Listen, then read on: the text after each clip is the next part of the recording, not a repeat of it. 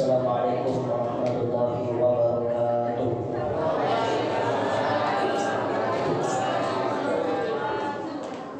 Yang menjawab salam saya, semoga ada rezekinya bisa naik umroh. Amin. Tapi ada kaki jawab. Alhamdulillah, alhamdulillahirabbil alamin. Sholatan wa salaman ala Rasulillah sallallahu alaihi wasallam. Jamaah tarawih yang sama-sama dimuliakan Allah Subhanahu wa taala. Kemarin malam saya menyampaikan ceramah mengenai amalan-amalan yang sangat ditekankan untuk kita kerjakan pada bulan Ramadan. Kemarin kita membahas masalah puasa. Malam hari ini saya ingin melanjutkan sedikit mengenai ceramah kita kemarin.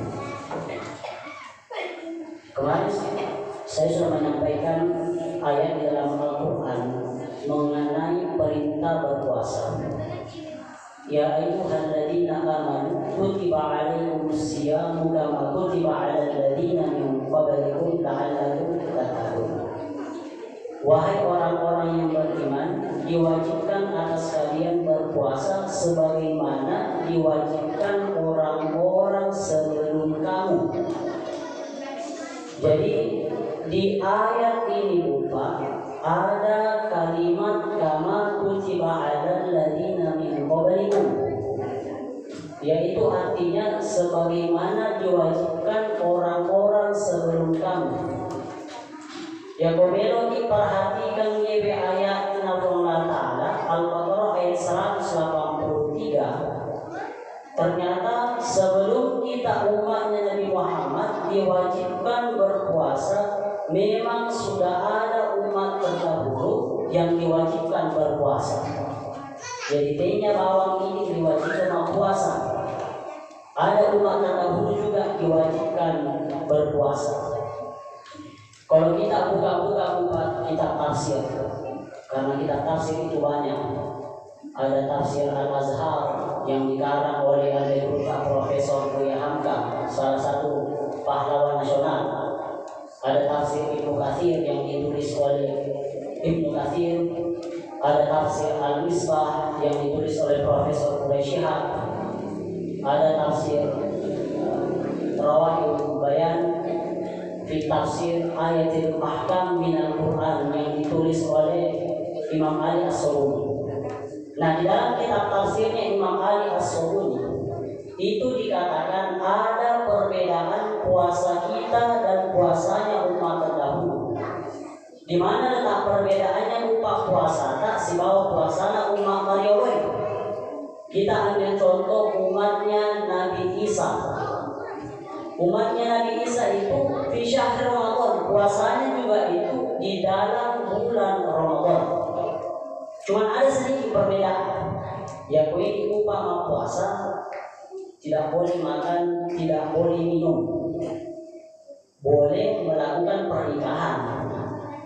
Tapi kalau di zaman dahulu, yaitu umatnya Nabi Isa, selain dilarang makan dan minum, itu juga dilarang mengadakan akad pernikahan pada bulan Ramadan.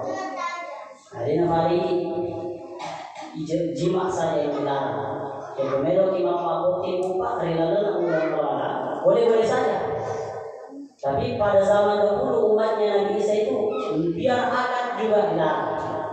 Ada ini jamaah yang berusaha mudah dan rahmati Allah Subhanahu wa taala. Jadi ini yang pertama Bapak, amalan yang sangat dianjurkan kita kerjakan pada bulan Ramadan adalah asyam, berpuasa.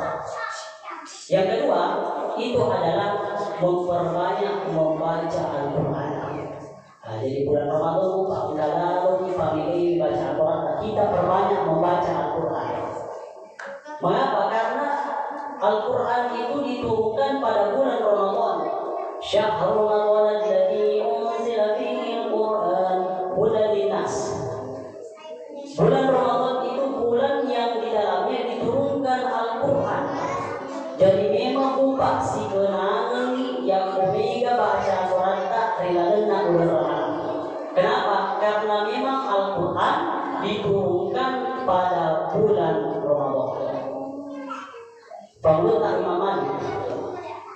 itu ketika masuk bulan Ramadan lupa nasari mana nih zaman-zaman nasari mampak guru nasari ini maroki kita maka nasari sahabat biru fokus di arena untuk membaca Al-Quran karena masuknya bulan Ramadan.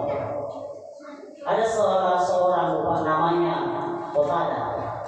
Beliau itu ketika masuk bulan Ramadan, awal-awal bulan Ramadan itu bisa menghatamkan Al-Quran 1 kali dalam seminggu.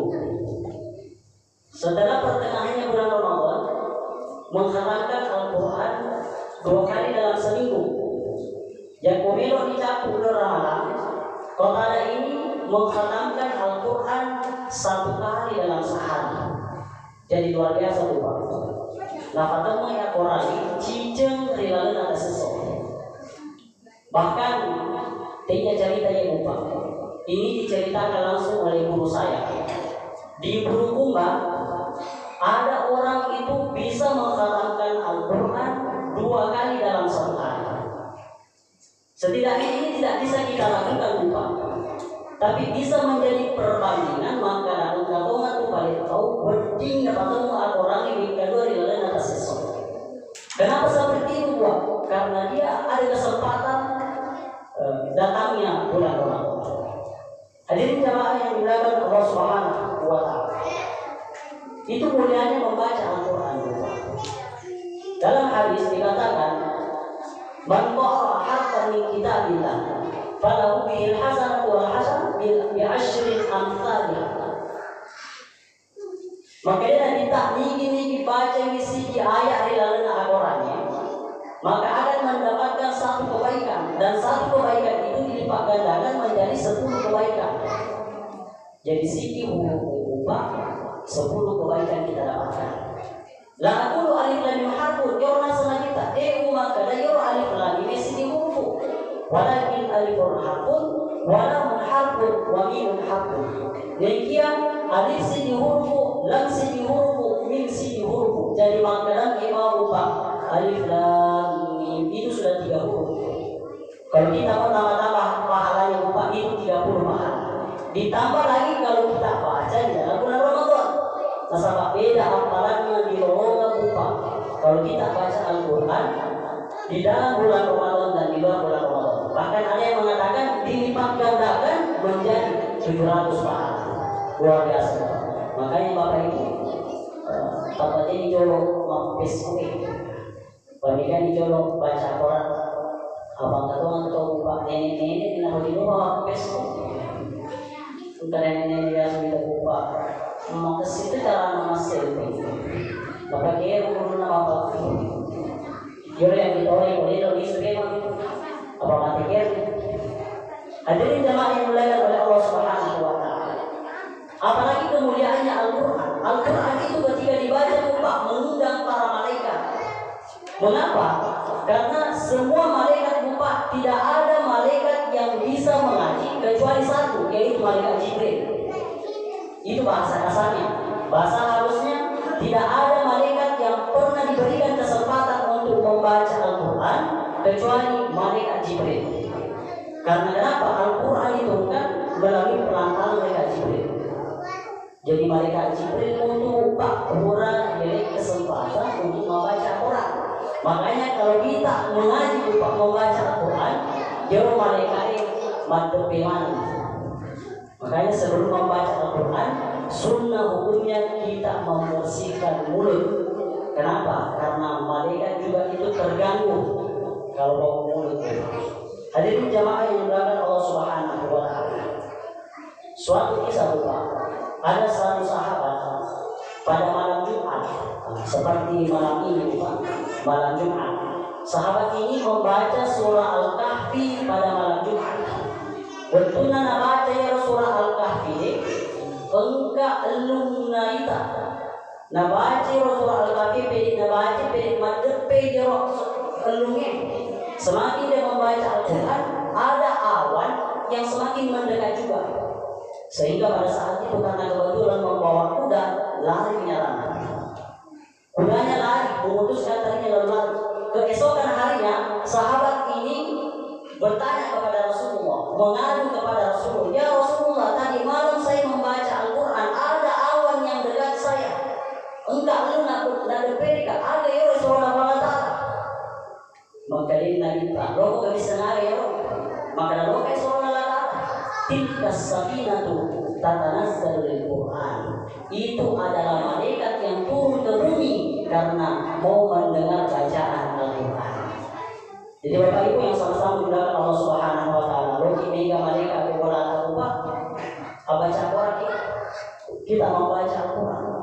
Bahkan guru saya mengatakan kalau ada rumah lupa kita sering membaca Al-Quran di dalam rumah itu, maka cahaya rumah itu sampai ke langit.